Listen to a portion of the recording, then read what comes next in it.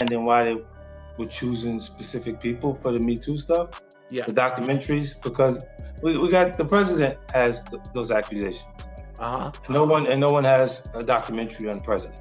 Right. And as far as entertainment is concerned, I thought Weinstein was bigger than the other guys in entertainment that we see there.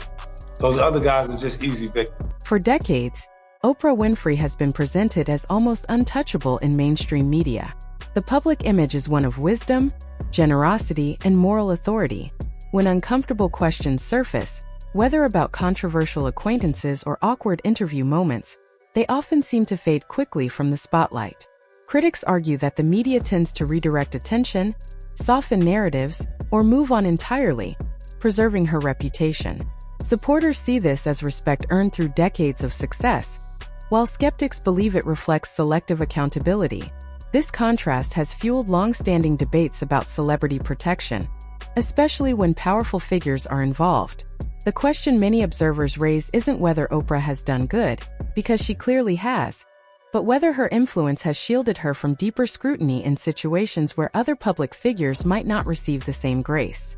I heard you have a dog named Oprah. Yeah. I consider that a compliment. Yeah, whether you meant it to be one or not. I love you.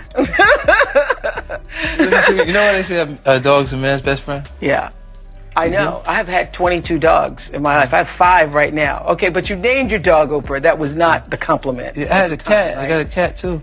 Name? Gail. I was just looking for real cute names. Hollywood has historically guarded some of its most powerful figures, and Oprah has often been viewed as one of them.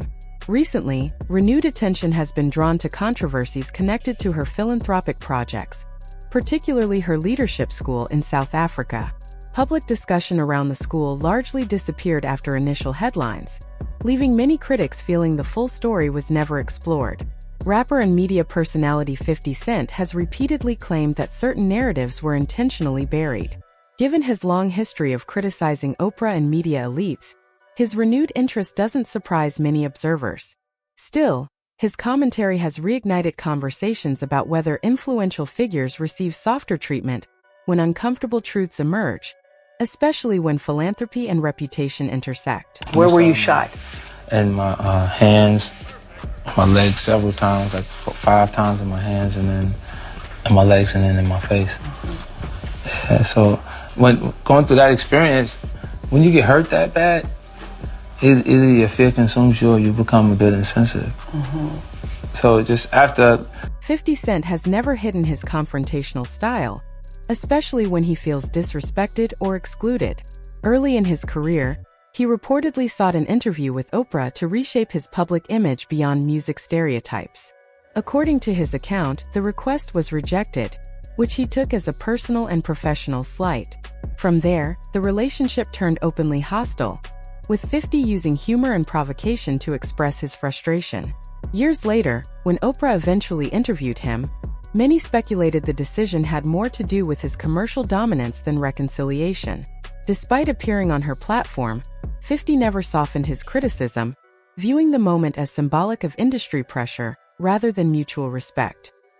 I'm glad you're here. Everybody wants to know, why'd you walk away from $50 million? I wasn't walking away from the money.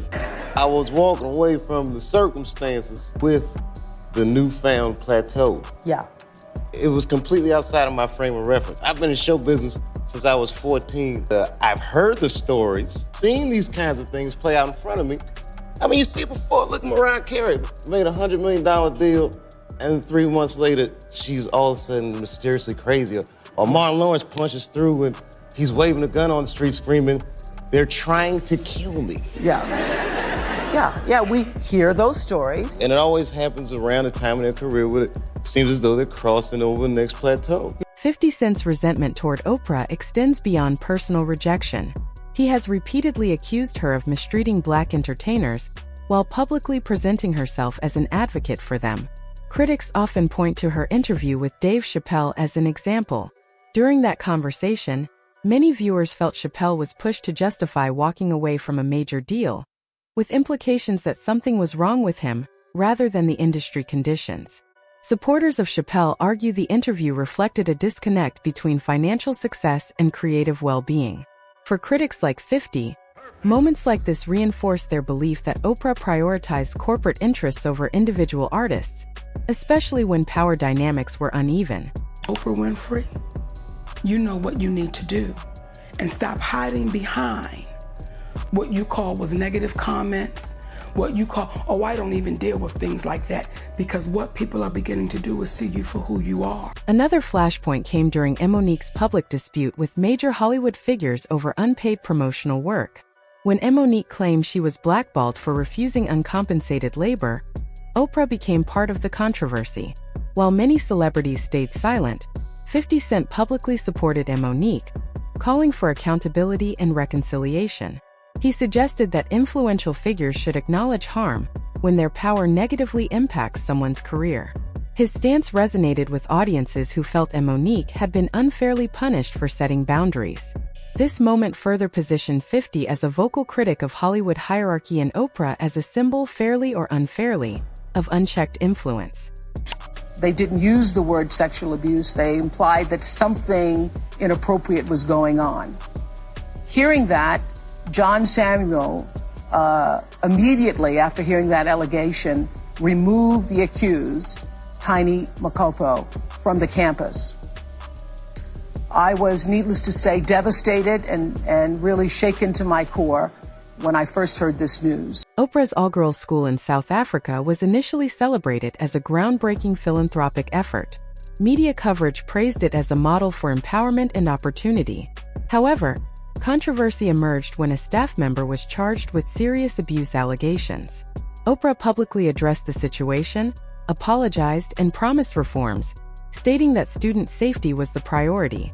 While legal processes played out, media attention gradually faded. Critics argue the long-term issues surrounding the school were never fully examined, while supporters maintain that swift action and accountability measures were taken. The case remains a complex example of how even well-intentioned projects can face devastating failures. Over time, rumors and unverified claims surrounding the school continued to circulate online, including allegations of mismanagement and hidden incidents. None of these broader claims were officially substantiated, but their persistence reflects public mistrust of powerful institutions. In recent years, renewed scrutiny of celebrities has revived interest in past controversies. 50 Cent has hinted at future documentaries examining influential figures, with Oprah often mentioned by critics as someone who should face deeper examination. Whether these projects bring new facts or simply reopen old debates remains to be seen. What's clear is that public appetite for accountability has grown, and silence now raises as many questions as statements.